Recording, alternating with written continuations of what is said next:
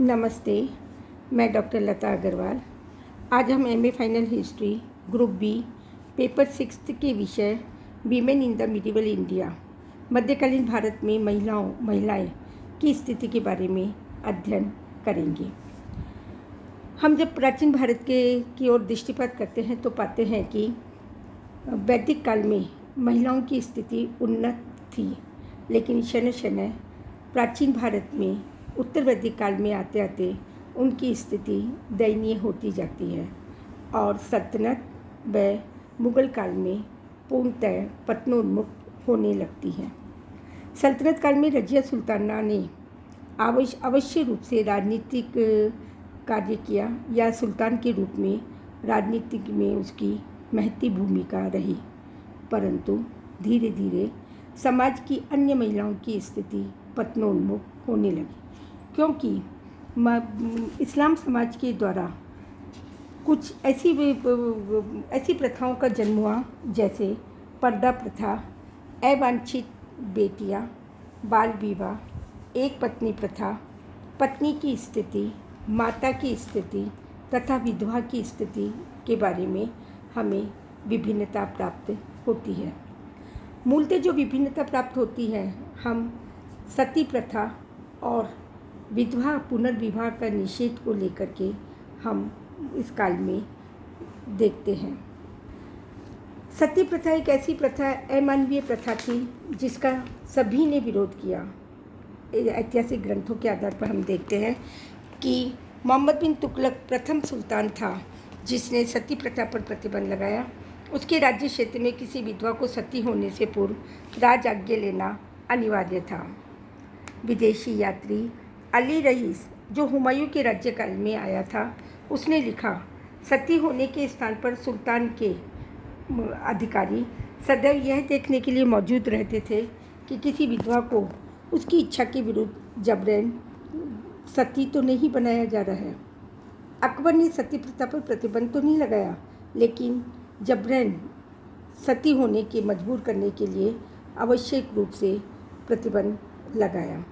जहांगीर के ससुर भगवान दास की भांजी जयमल की विधवा की रक्षा की तथा उसके पुत्र को, जो उसे जल मरने के लिए विवश कर रहा था, उसे बंदी बना लिया गया। इसी प्रकार शाहजहां और औरंगजेब ने भी इस स्थिति पर या सती प्रथा को निषेध करने का प्रयास किया। इस्लाम काल में माता की स्थिति सबसे उन्नत और समृद्ध थी। माता को सिजदा तस्लीम से अभिवादन किया जाता था और जब भी कोई भी कार्य होता था तो सुल्तान या मुग़ल सम्राट द्वारा उनका सम्मान किया जाता था। महिलाओं में समाज की स्थिति के बारे में हमें दो प्रमुख लेखबद्ध द्वैतिक स्रोत मिलते हैं। इरफान हबीब का मध्यकालीन भारत, एक सभ्यता का अध्ययन, और A.S. अल्तेकर का the position of women in Hindu civilization. Habib ने इस्लाम और हिंदू समाज के मध्य दास के रूप में महिलाओं का क्रय विक्रय, शाही दरबार में नृत्य के रूप में देवदासी, सती प्रथा, पर्दा प्रथा, जाति व्यवस्था को महत्व दिया है। इस्लाम में बेटियों को माता पिता से धन प्राप्त करने की अनुमति थी और विधवा के पुनर्विवाह की, परंतु इसके विपरीत हिंदू समाज में यह प्रथा प्रचलित नहीं थी।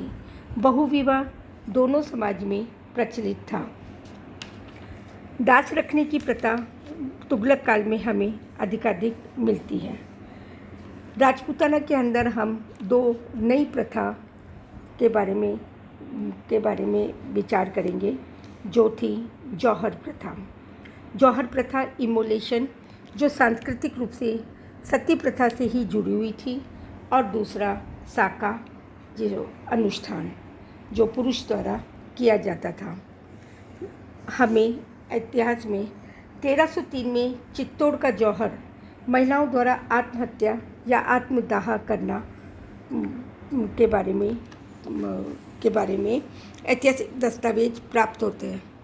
हिंदू परंपरा जौहर एक समुदाय द्वारा एक वीरतापूर्ण कार्य बताया गया। जैसलमेर में महिलाओं ने जौहर किया और 8 साल की घेराबंदी के बाद में रणथंभौर के शासक हम्मीर देव की राजघराने की महिलाओं ने जौहर किया। जौहर से धीरे धीरे एक ये इस रूप में राजपूताना में प्रचलित रही और उसी कारण महिलाओं की राजपूत क्षत्रियों की स्थिति धीरे धीरे पतनोन्मुख होने लगी। हम मध्यकालीन समाज के अंतर्गत महिलाओं की स्थिति का अध्ययन करते हैं तो पाते हैं कि महिलाओं ने अपनी स्थिति को बनाए रखने के कोई प्रयास नहीं किए, क्योंकि उन्हें शिक्षा से ही वंचित नहीं किया गया, वरन सामाजिक कार्यों में और राजनीतिक कार्यों से उन्हें वंचित कर दिया गया, जिससे महिलाएं चार दीवारी तक सीमित होकर अपने कार्य या सामाजिक कार्य का निर्वहन करने लगी। धन्यवाद।